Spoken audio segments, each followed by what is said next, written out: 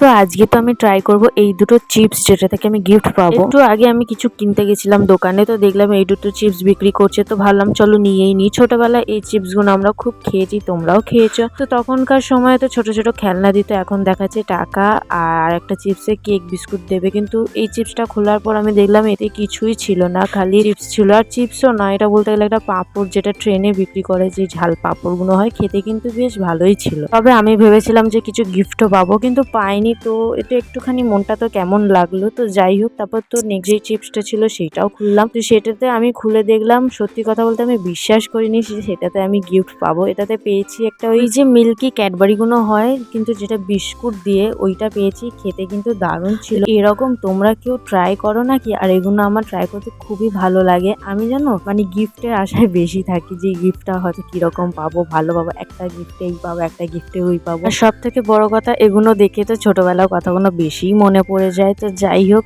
আমার এই ভিডিওটা তোমাদের কেমন লাগলো আমাকে কমেন্টে জানিও। আর ভালো লাগলে লাইক, শেয়ার আর কমেন্ট অবশ্যই করো। সাবস্ক্রাইব করতে তো একদমই ভুলো না। তো চলো, টাটা।